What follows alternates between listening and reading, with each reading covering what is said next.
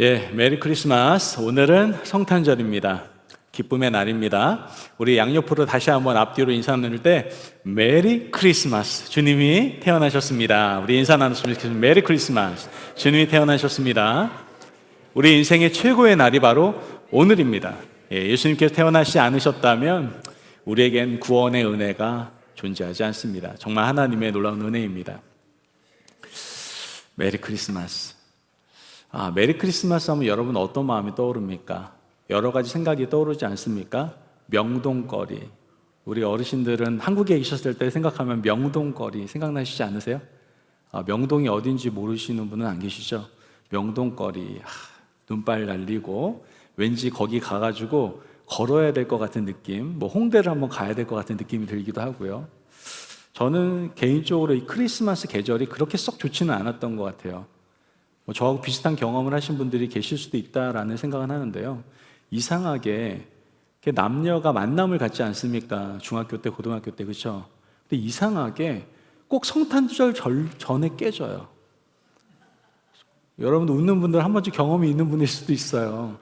꼭 성탄절 전에 깨져가지고 성탄절을 굉장히 외롭게 보내게 되는 그런 경우를 많이 경험했고, 또 이런 저와 같은 동일한 경험을 한 남자들이 모여서 쓸쓸하게 성탄절을 맞이했던 날도 굉장히 많았던 것 같습니다.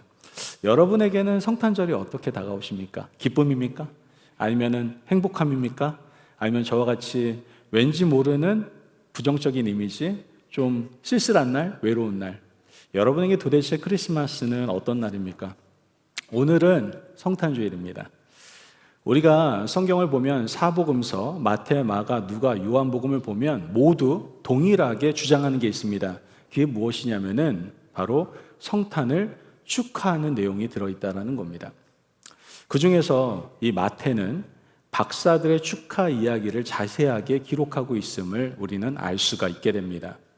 오늘 동방으로부터 온 박사, 이 박사가 성탄을 축하하러 오는 이 마음이 어떠했는지 우리가 한번 살펴보면서 우리가 함께 이야기를 나눠보고자 합니다. 자, 그렇다면 이 동방 박사를 바라보면서 우리가 어떤 마음으로 성탄을 준비해야 될까요? 어떻게 성탄을 축하드리는 마음으로 우리가 무언가 생각하며 살아가야 될까요? 오늘 세 가지로 간단하게 말씀을 드리면서 오늘 말씀을 정리하려고 합니다. 우리가 성탄을 축하드리는 마음을 준비하기 위해서 첫 번째 무엇이냐? 바로 예수님을 향한 갈망의 마음을 가져야 된다는 겁니다. 다시 한번 말씀드릴까요? 예수님을 향한 갈망하는 마음을 가져야 된다는 것이죠. 이 동방박사들은 점성학자들입니다. 점성학자라는 게 뭐냐면은 이 천문학이라든지 이런 별, 달, 해 이런 것들을 보면서 인생의 모든 것들을 해석하는 이러한 학자들이었습니다. 이들은 별을 보고 연구하면서 예언하는 사람들이었다라고도 생각해 볼 수 있죠. 이 동방박사들은 하늘의 별을 통해서 유대인의 왕이 태어났다는 소식을 듣고 먼 길을 떠나게 됩니다. 왜 동방박사들은 머나먼 예루살렘까지 와서 유대인의 왕으로 나신 이가 어디 계시느냐라고 지금 묻고 있는 걸까요? 지금 동방박사들이 별을 따라간 이유는 단순한 호기심은 아니었을 겁니다. 호기심을 통해서 이러한 무리수를 둔다라는 것은 납득이 되지가 않기 때문입니다. 왕이신 예수님을 만나 경배하고자 하는 그 갈망하는 마음이 이 동방박사들로 하여금 먼 길을 떠날 수 있게 했음을 우리는 알 수가 있게 되는 겁니다. 마태복음 2장 2절 말씀을 보면 유대인의 왕으로 나신 이가 어디 계시냐? 우리가 동방에서 그의 별을 보고 그에게 경배하러 왔노라 하니 이렇게 말합니다. 동방박사들은 지금 먼 길, 그냥 단순히 옆 동네 한번 온 그 정도가 아니라 며칠 캠핑을 떠나는 정도가 아니라 굉장히 먼 길을 걸어서 지금 예수님 앞으로 왔다라는 것을 우리는 알게 되는 겁니다.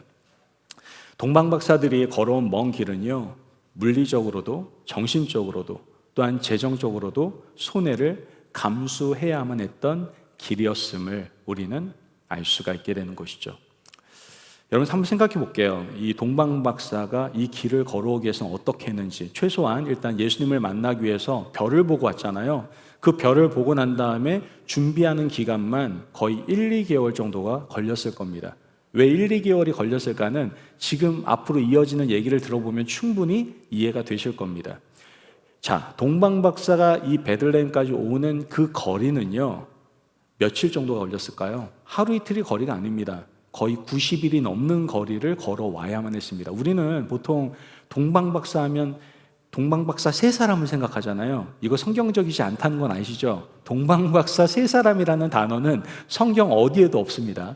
어찌됐든 동방박사가 이렇게 나타나는 그림을 보면 굉장히 낭만적이고 고요하고 아름다운 그림을 여러분들이 아마 생각하실 겁니다. 그러나 생각 외로 동방박사의 이 여정의 길은 굉장히 큰 행렬이었을 가능성이 훨씬 더 높다라는 것이죠. 왜요?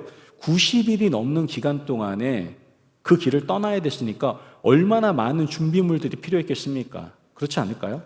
동방박사가 걸었던 길이가요, 거의 1200km에서 2000km 거리가 됐단 말이에요.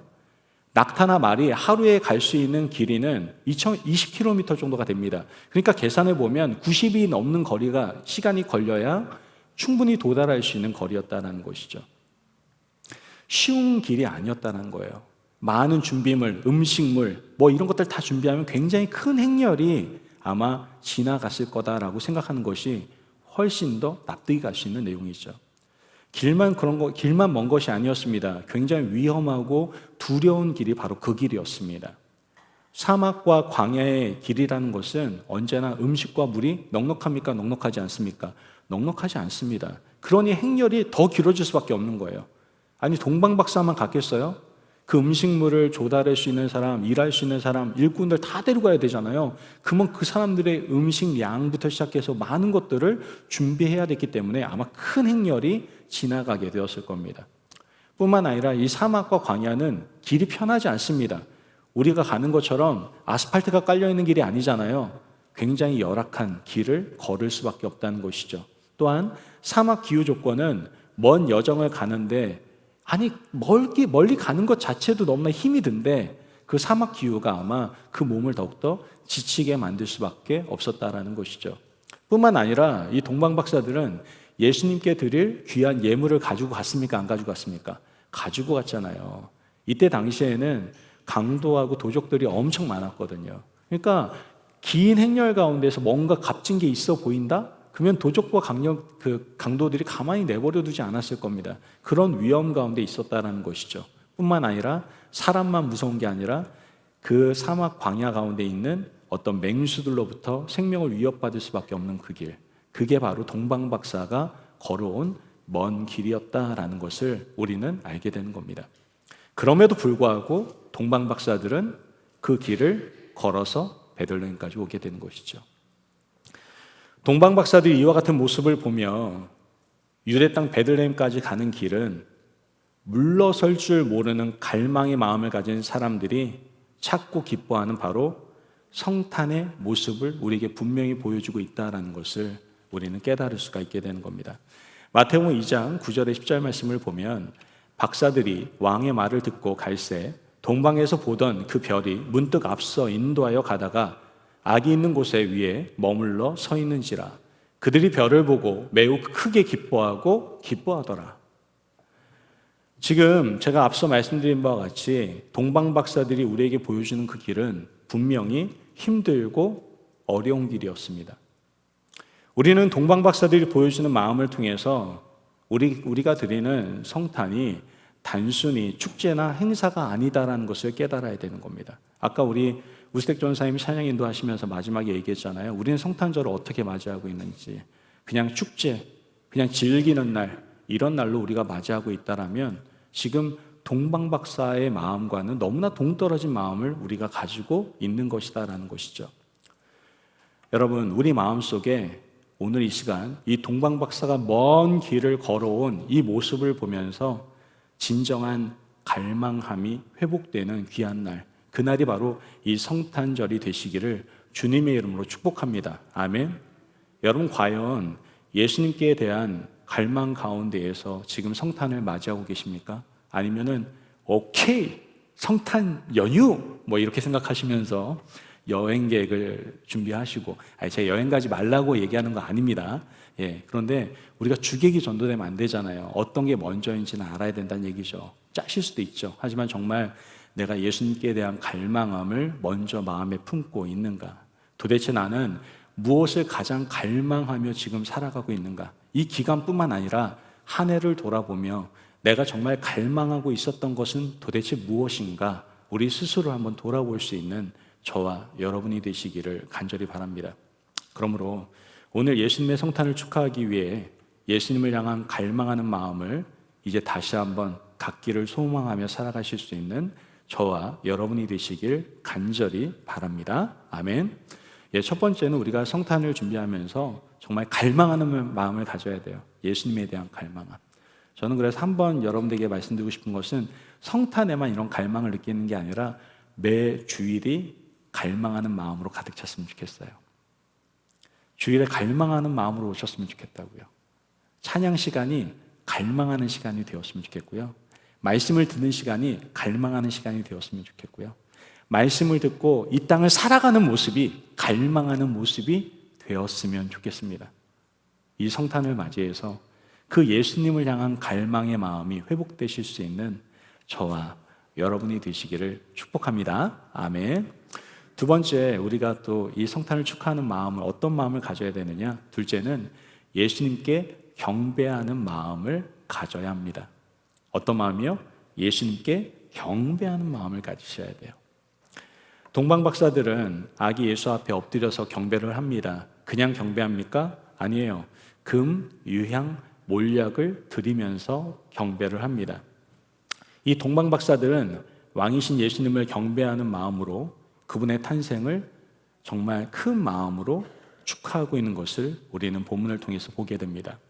본문 11절 말씀을 보면 집에 들어가 아기와 그의 어머니 마리아가 함께 있는 것을 보고 엎드려 아기께 경배하고 보배압을 열어 황금과 유향과 몰약을 예물로 드리니라, 이렇게 말합니다. 본문을 보면 요셉과 또는 마리아에게 경배했다라고 나옵니까? 안 나옵니까? 나오지 않습니다. 요셉에게 마리아에 경배했다는 얘기가 안 나와요.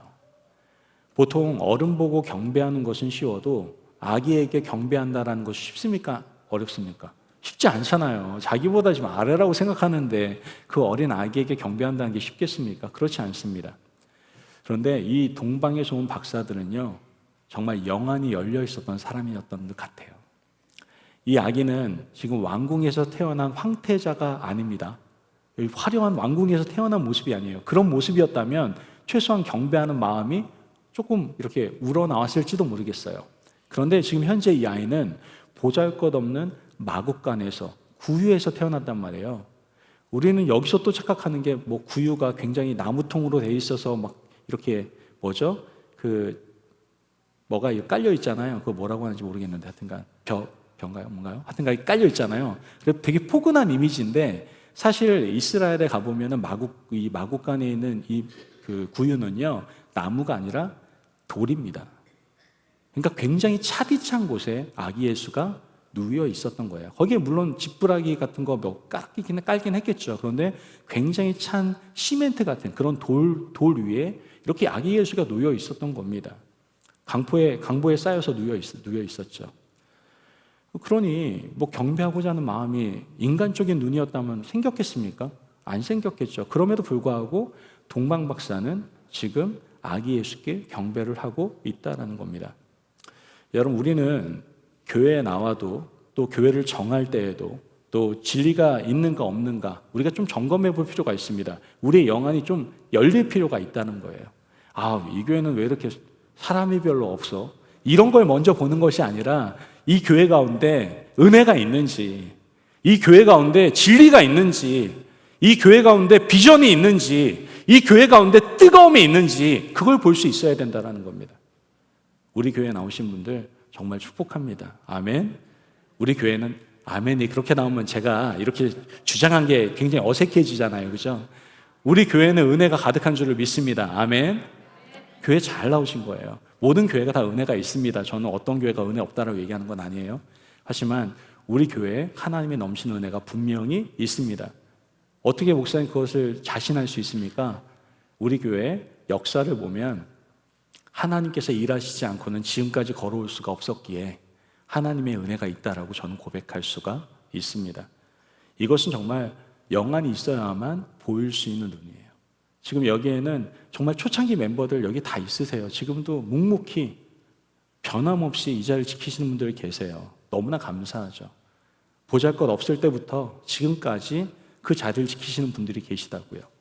이사야서 53장 2절 말씀을 보니까 그는 주 앞에서 자라기를 연한 순 같고 마른 땅에서 나온 뿌리 같아서 고운 모양도 없고 풍채도 없은즉 우리가 보기에 흠모할 만한 아름다운 것이 없도다. 겉보기엔 아무것도 아니었다는 거예요. 별 볼 일 없었다는 거예요. 그럼에도 영안이 있는 사람들은 가장 귀한 것을 볼 수가 있다는 것이죠. 우리가 성탄을 맞이할 때 우리는 성탄절의 주인공이 누구인지 모르는 일이 너무나 많은 것 같습니다. 요즘은 더 심해지는 것 같아요. 분주한 삶, 볼 것들이 너무나 많은 삶 속에서 이 성탄절의 정말 주인공이 누구인지를 모르고 살아갈 때가 많은 것 같아요. 어떤 사람은 이 날은 나 아닌 다른 사람들에게 선함을 베풀고 구제하는 날이라고 생각하는 사람들도 있고 또 선물을 주는 날로 생각하는 경우도 있습니다. 우리도 선물을 준비했죠. 선물을 왜 준비한 겁니까? 선물 주는 날이기 때문에 준비한 것이 아니라 하나님의 사랑을, 예수님의 사랑을 나누기 위해서 준비한 겁니다. 이게 주가 아니라 이거 전에 뭐가 있어요? 주님의 사랑이 먼저 존재한다라는 것이죠. 만약 우리가 이런 것이 주객이 바뀌어 있다면 우리는 좀 잘못 알고 있고 잘못 생각하고 있는 겁니다. 성탄절의 주인공은 누구입니까? 아기 예수님이십니다. 이날은 아기 예수 앞에 자기를 철저하게 낮추는 날이다라는 것을 우리는 반드시 기억해야 된다는 것이죠. 목이 곧고 패역하며 자기 중심적인 이기적인 사람들은 성탄을 진심으로 축복할래야 축하할래야 축하할 수가 없다라는 겁니다. 예수님은 원래 하나님의 본체이시나 하나님과 동등됨을 취하지 아니하시고 자기를 낮추시고 종의 형상으로 이 땅에 오셔서 인류의 구세주로 탄생하셨습니다. 그러므로 예수님을 축하하는 것은 이러한 예수님의 모습을 배우는 것이고 아는 것임을 우리는 깨달아야 됩니다. 예수님께서는 죄인의 친구로, 가난한 자의 친구로, 병든 자의 친구로 섬김을 받으려 함이 아니고 오히려 섬기기 위해서 이 땅에 오신 분이십니다. 성탄은 예수님께 경배하며 감사와 찬양으로 우리의 마음을 드리는 날입니다. 여러분, 정말 우리가 예수님을 경배하고 있습니까? 우리는 그분을 축하하는 진정한 성탄의 의미를 바로 알고 이번 성탄을 좀 맞이할 수 있어야만 합니다. 다른 것이 아닙니다. 바로 예수님을 경배하는 마음을 갖는 것입니다. 여러분, 우린 정말 예수님께 진정한 경배를 드리고 계십니까? 목사님, 저 오늘 예배하러 나왔잖아요. 제가 다시 한번 묻습니다. 예배 드리러 나온 것이 중요한 것이 아니라 진정한 경배를 하나님께 이 시간에 드리고 계십니까? 예수님께 경배드리기 위한 우리의 감사와 찬양은 예수님의 왕되심에 대한 합당한 모습이 우리 가운데 있어야 되는 줄로 믿습니다. 오늘 시간에 하나님만을 경배합니다. 우리의 구원자 되시며 우리의 왕 되시는 주님을 우리는 오늘 시간에 경배합니다. 이 경배의 마음이 회복되실 수 있는 저와 여러분이 되시기를 간절히 소망합니다. 아멘. 마지막으로 우리가 어떠한 마음으로 이 성탄을 맞이해야 될까요? 바로 예수님께 가장 귀한 것을 드리는 마음을 가져야 한다는 겁니다. 뭐라고요? 예수님께 가장 귀한 것. 여기서 가장 액센트는 가장 귀한 이거예요. 가장 귀한 것을 드려야 한다는 것이죠. 여러분, 먼 길을 여행할 때 간편하게 떠나는 것이 어떻게 보면 제일 편할 수 있어요. 그죠? 먼 길을 떠날 때 가볍게 그냥 가고 거기 가서 다 사 먹으면 얼마나 좋아요. 그죠? 그게 가장 편하잖아요. 그러나 지금 동방 박사들은 빈손으로 그 길을 떠나지 않았다라는 것을 성경을 통해서 알게 됩니다. 출애굽기 23장 15절 말씀을 보면 너는 무교병의 절기를 지키라. 내가 내게 명한 대로 아비벌에 정한 때에 이래 동안 무교병을 먹을지니 이는 그 달에 내가 애굽에서 나왔음이라. 빈손으로 내 앞에 나오지 말지니라. 이 말씀이 뭐냐면은 하나님의 은혜를 입은 자들로서 절대로 어떻게 해요? 빈손으로 하나님 앞에 나오지 말라고 말씀하고 계시는 겁니다. 너희들이 은혜 받았냐? 그렇다면 빈손으로 나오면 안 된다. 내가 이미 너희들에게 다 은혜를 주었지 않느냐? 그 얘기를 하고 있는 거예요. 없는 것을 뺏는 것이 아니라 하나님께서 하나님의 은혜를 이미 부어주셨어요. 구원의 은혜도 부어주셨고 그들이 나올 때 많은 예물을 가지고 나올 수 있도록 하나님이 은혜를 베풀어 주셨어요. 그리고 빈손으로 오지 말라고 얘기하시는 거예요. 안 주고 뺏는 것이 아니라 이미 많은 것을 주시고 난 다음에 너희들의 마음을 바치라는 거예요. 동방박사들은 도착지인 유대국에 와서 지금 돈을 주고 예물을 산 것이 아니라 예물을 미리 준비해 왔다라는 것을 우리는 알게 됩니다. 시대적으로 보면요, 지금 예수님 당시 이 유대국은 굉장히 부패한 나라였습니다. 자기 집에서 기른 양이나 염소가 아니라 지금 성전 바깥 마당에서 파는 양이나 염소를 사서 제물로 드리는, 어떻게 보면 아주 성의 없는 제물을 하나님께 드리던 시절이 바로 이 시절이었습니다.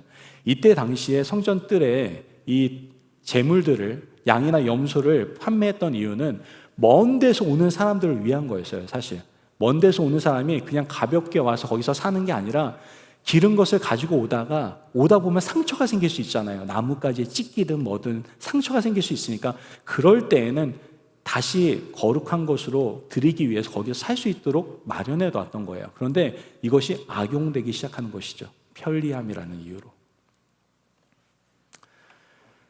성경은 분명히 집에서 기른 것을 제물로 드리라고 말씀을 하시거든요.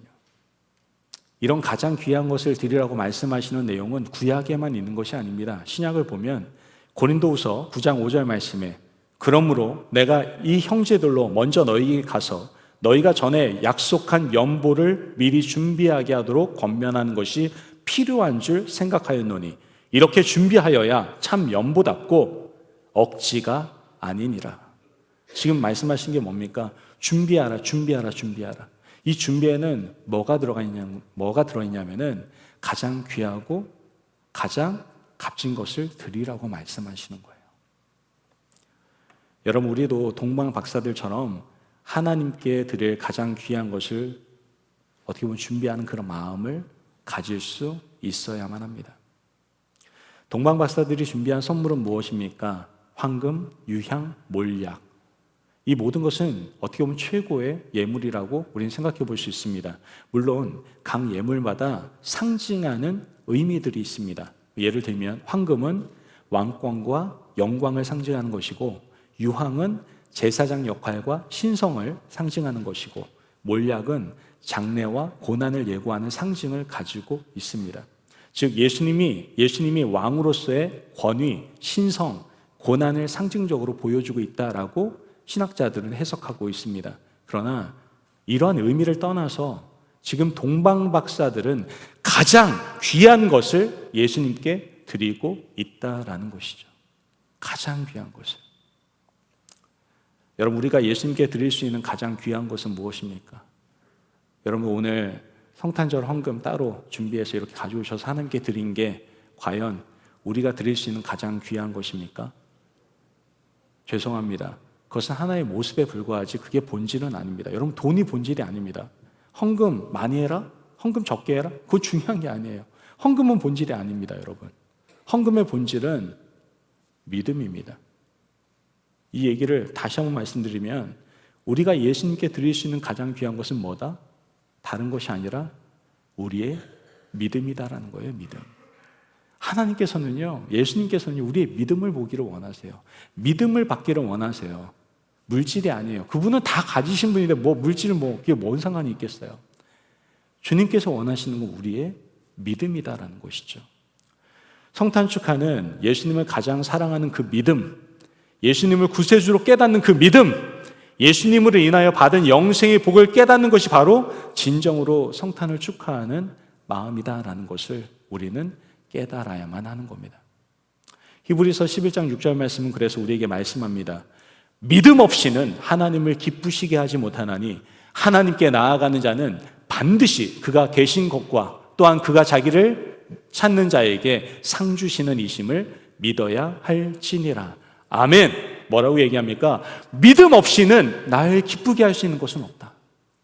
우리가 연보를 바치는 것, 헌금하는 것도 믿음 때문에 하는 거예요. 믿음이 하나의 표현이에요. 우리가 왜 섬깁니까? 섬기는 것도 믿음의 표현이기 때문에 하는 겁니다. 여러분들이 왜 사역을 감당합니까? 마찬가지입니다. 믿음의 표현이기 때문에 하는 거예요. 하나님께서 우리에게 바라시는 것, 이 성탄절을 맞이하여 우리에게 바라시는 것은 다른 것이 아닙니다. 너의 믿음을 내가 받기를 원한다. 여러분, 우리는 성탄을 통해서 정말 예수님께 가장 귀한 것을 드리고 계십니까? 우리의 믿음을 오늘 이 시간에 온전히 드릴 수 있는 저와 여러분이 되시길 주님의 이름으로 축복합니다. 아멘. 우리가 이러한 마음을 가지고 주님께 성탄을 맞이하게 될 때에 어떠한 은혜가 임하게 되느냐? 박사들이 지금 아기 예수님을 만나고 난 다음에 얻은 것이 있거든요. 그게 뭘까요? 오늘 본문 12절 말씀을 보면 그들은 꿈에 헤롯에게로 돌아가지 말라 지시함을 받아 다른 길로 고국에 돌아가니라 이렇게 말씀하거든요. 이제까지 찾아온 인생길이 아닌 지금 방향을 전환해서 다른 길로 고국으로 돌아가게 되는 것을 우리는 성경을 통해서 보게 되는 겁니다. 그들에게 꿈에 지시한 그 존재는 누구일까요? 바로 성령님이시겠죠. 동방 박사는 예수님을 만나고 성령님의 인도하심을 받는 인생이 되어버린 겁니다. 이처럼 성령님의 인도하심을 받는 인생이 되어야 진정한 성탄 축하를 할 수 있는 자들이 될 수 있다는 것이죠. 여러분, 성탄은 단순한 기념일이 아닙니다. 하나님의 사랑과 구원의 약속을 이루신 사건을 기억하며 우리의 마음을 예수님께로 향하는 시간이 바로 성탄입니다. 동방 박사들은 어떤 마음을 가지고 주님 앞에 나아갔습니까? 첫 번째 뭐라고요? 갈망하는 마음, 또한 경배하는 마음, 그리고 가장 귀한 것을 드리는 마음으로 예수님께 나아갔습니다. 오늘 이 말씀을 통해 우리도 이 동방 박사들처럼 성탄절을 맞아 예수님께 우리의 마음을 온전히 드릴 수 있게 해달라고 고백하며 나아갈 수 있는 저와 여러분이 되시길 주님의 이름으로 축복합니다.